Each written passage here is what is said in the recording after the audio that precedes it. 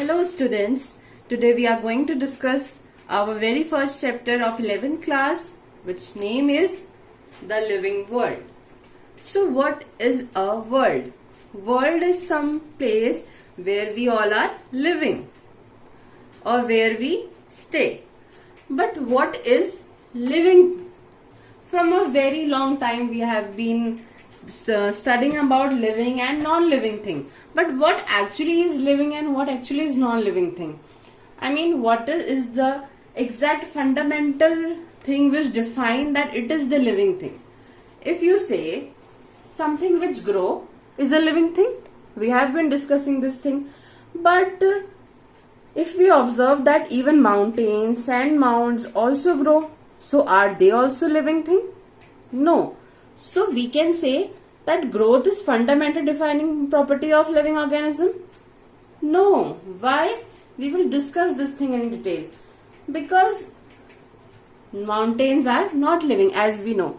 But if still they are showing the growth. So what is the reason that we will discuss? So for that we need to understand what is growing. Properties that life exhibit today and the properties of life present at its origin is the growth. Okay, the things, the world we are observing today and the world what it was at the time of origin. So this is a growth, and similarly in every individual this is a growth. But growth is not the living thing because growth is shown by many things. So for this we will discuss in details what are the factors which may define the living. So our first factor is growth. What is growth? What we call as growth? When something which increases, we call it a growth. Increase in two aspects, that is increase in its body mass and increase in its number.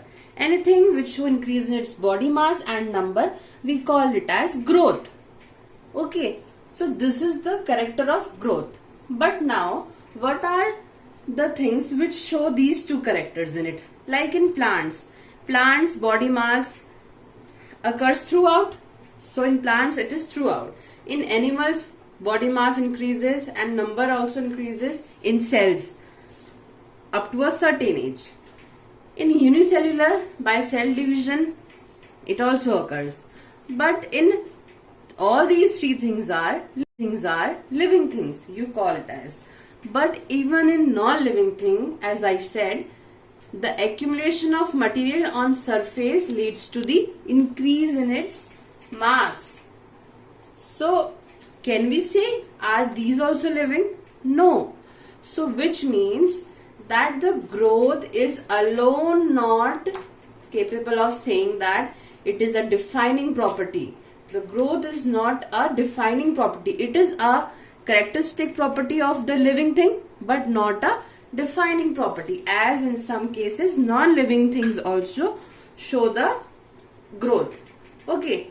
Now, if growth is not alone the defining property, then move on to the reproduction. As we say, reproduction is a very important function in the living beings.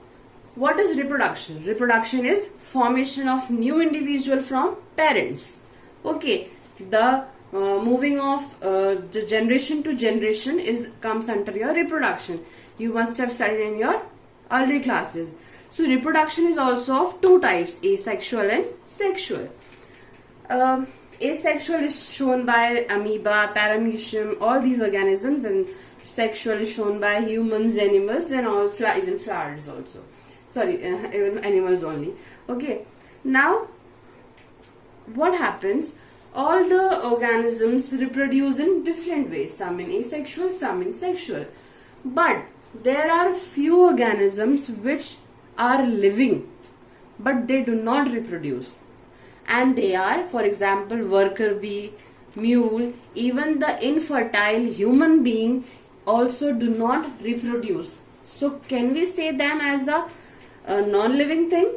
No. So there is some exceptional condition which is making even the reproduction as the non-defining property for the living thing. It is an important property, characteristic property, but not the defining property. Now the third factor is metabolism. Metabolism is very important. What is metabolism? Metabolism is a chemical reaction and the chemical change taking place in our body.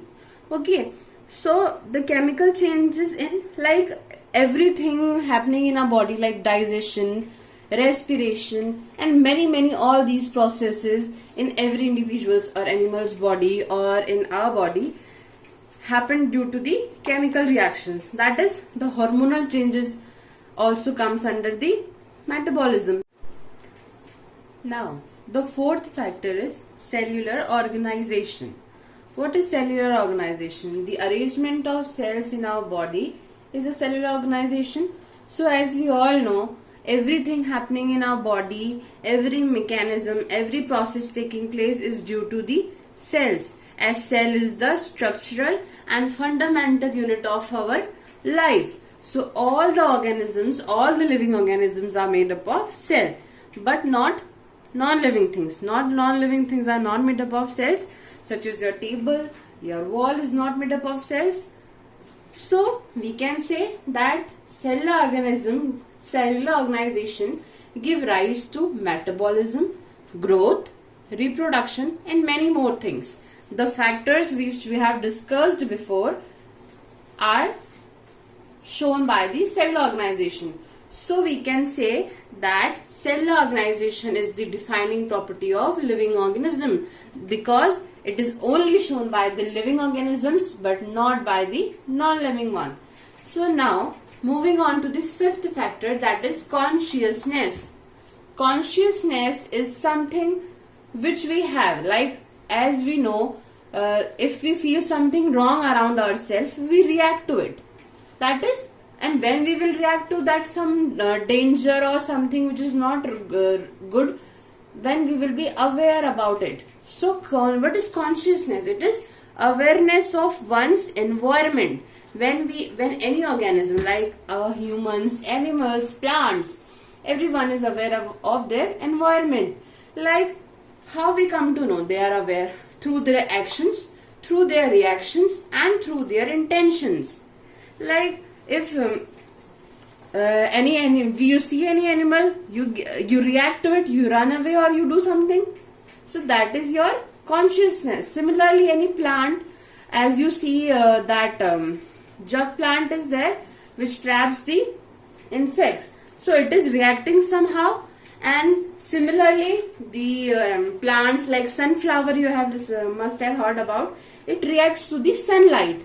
It faces towards the sunlight, so it is showing its action, its reaction towards the sunlight. Similarly, they also show their reaction towards the water, temperature, and human show their reaction with the help of their sense organs. So thus we can say all the living organisms show awareness by stimulation and reaction. Therefore, consciousness is the defining property of living. Is this clear? So there are the 5 factors which we discussed, that what is living thing, what is the defining property for the living thing. With the conclusion we came up that cellular organization and consciousness is the defining property. Now we come up with a new topic, that is diversity. What is diversity? As we know, here in this world there are many numerous species living on the earth. And what is diversity? When all the organisms of all the species living on earth together to make up a natural environment, it is referred to as natural diversity of life in world. Many different species of plants, of animals, of insects, there are present, so they all make up a diversity. Now there are many species.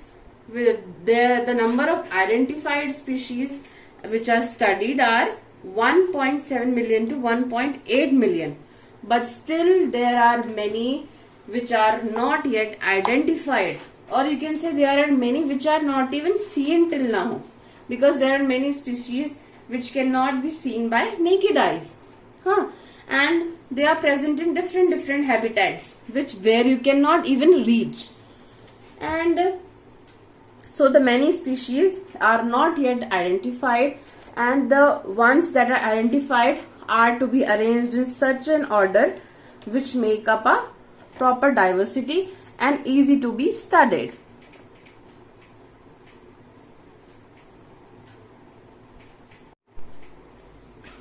So as we discussed in diversity, that there are many species living on this earth, and there are many which are yet not identified. So we discussed that the identified ones are around 1.8 millions.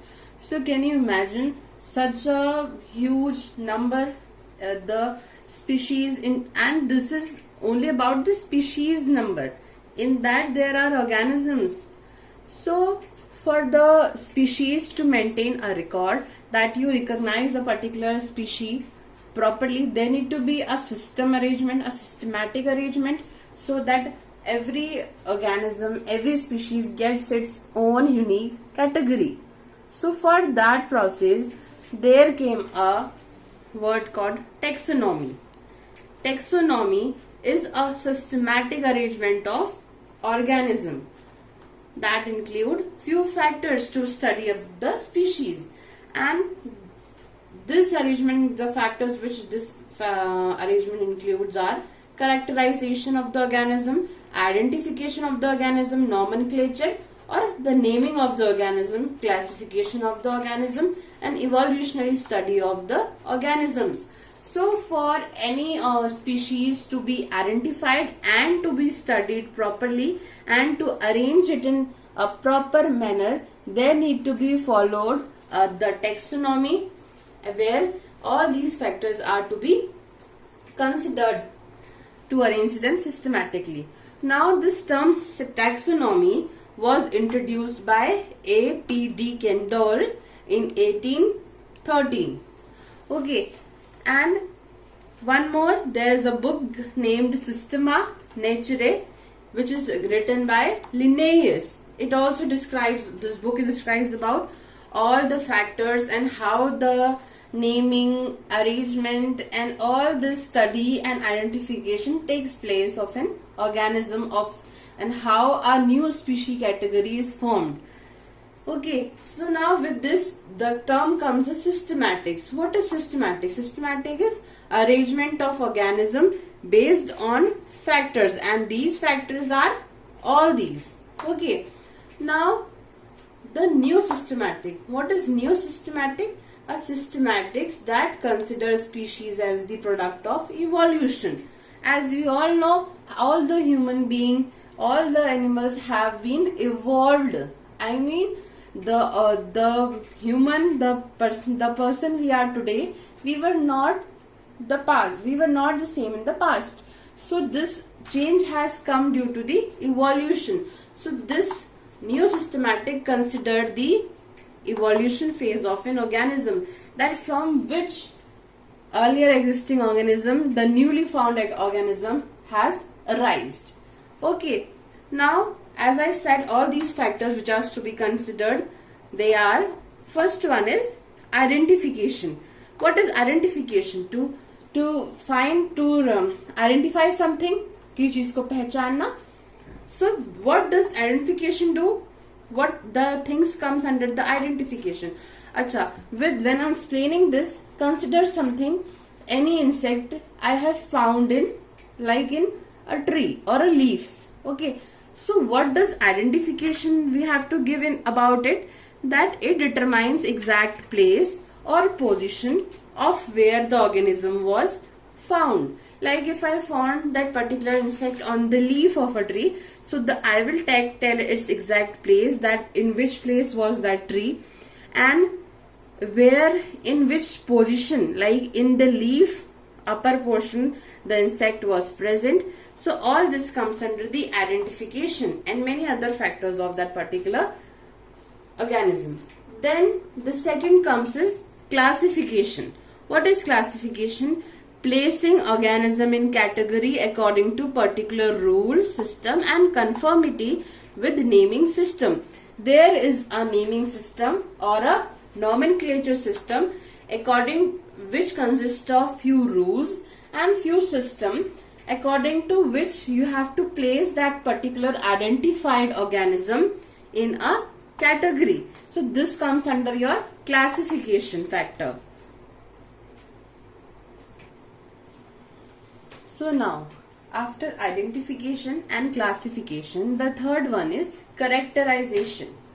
What do you mean by characterization? To describe or to understand someone's character or feature. So here the characterization is understanding of character and features of an organism. And what that characters can be? It's external characters, that is morphological characters. It's internal characters, that is anatomical characters. It's cells structure, cells character. It's embryology and its ecology. All these factors are to be considered for the process of characterization of that particular organism. Then only you can characterize that particular organism. So after characterization, the second thing comes the nomenclature. You have characterized all the things of that particular organism based on all these things. Now there comes the nomenclature, that is naming that particular species. Everything needs to be named. Like if we born, so we can't be left unnamed. Then only, so every species has to be named. Like human beings, we have a name to ourselves, that is Homo sapiens or human being. So all the species which are to be identified and studied have to be named. So they are named on the two bases. The one is common or local nomenclature and the second is scientific nomenclature. Like common nomenclature includes something which is known in a particular area, like a name which is familiar in a particular area, but it has a different name in it in the different area. Like for example, mango. Mango, here you call it aam in Hindi. In some places, even in India only, like in Maharashtra or Bengal, you call it amia. But it has a scent. But when you take all these names, amia or aam in America, so will they recognize it, that which fruit you are talking about? So there need to be a particular name which is known as worldwide, which is worldwide same. So for that there is a name called scientific name, which, like when you call mango in a scientific name, it is Mangifera indica. If you say Mangifera indica anywhere in front of anyone, so it will be known that we are talking about the mango. Like for example, Loki, in common language we call it, someone call it Loki, somewhere we call it bottle guard, we call it Dudhya in Maharashtra.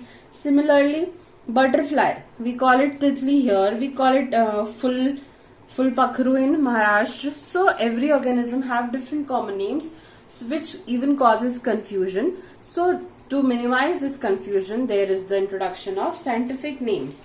So scientific name, who gives the scientific name? Scientific names are given by the biologist based on principle and criteria. ऐसे ही नहीं नाम दे देना होता है.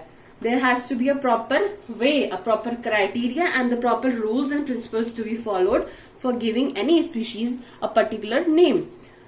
So for which there are few international codes are made, like ICBN. ICBN full form is International Code of Botanical Nomenclature. All the botanical things like plants and all these trees and all the things which come under the botany comes under the code of International Code of Botanical Nomenclature. Then there is ICZN, International Code of Zoological Nomenclature. That is all the animal comes under the ICZN nomenclature. Then ICVN, International Code of Virological Nomenclature. That is all the viruses will be named under ICVN. Then there is ICBN and ICNB also, you can say it. It is International Code of Bacteriological Nomenclature. That is all the bacteria will come under this ICNB. Okay. Now there is very important code, that is ICBN. It is International Code of Binomial Nomenclature. What do you mean by binomial? Binomial is something which has two things, which talks about two things. So what is binomial nomenclature? It consists of two components or two words. The name, which is any species which we are naming, should have this quality of binomial nomenclature, that is, it should have two names. In its one name, it should have two components, two words, that is, the two words in its name the first one should be of genus and the second one should be of species. We will study about them in detail. And the founder of this binomial nomenclature is Carolus Linnaeus. Okay, and it is important. The book written by him is Species Planetarum, in which he has described about all the method and way of this and naming. Now the rules which you have to follow for nomenclature, which we were discussing, those rules are, the first one is the name should have two words in Latin. The name will only be given in Latin, not in Hindi, English, Spanish, German, anything, nothing. It should be in Latin and the name should have two words. Then the second point is, first name should be of genus, as I told you here, the two components, and the second name should be of species. Now the third one is, the name should be printed in italics, and if handwritten separately should be underlined. And they should be underlined separately, as I did with the name of Magnifera indica. Then the fourth one is, the genus name should start with capital letter. Okay, that is this one. And the species name should start with small letter, that is this one. Then fifth, the author name should also be mentioned after the species. Okay, as after the species name, the name of author should be there, which should be in Roman only. The name of author should be in Roman, and the name of the species should be in, the organism should be in Latin. Then sixth one is, one taxonomic group should have only one correct name. If any taxonomic group, that is humans, that is we call them as Homo sapiens, so all the humans will have a one single name, that is Homo sapiens. Is that clear to you? The different person will not have different name. Then seventh is, name should be short, precise and easy to pronounce. Okay, it should be easy to, although you will feel it difficult because the name will be in Latin, but as accordingly they are considered to be easy to pronounce. Now there is a term called taxonomic categories. The term is introduced by ICBN in 1956. What is taxon? Taxon is a taxonomic group of any rank that is distinct to be worthy of being assigned a definite category.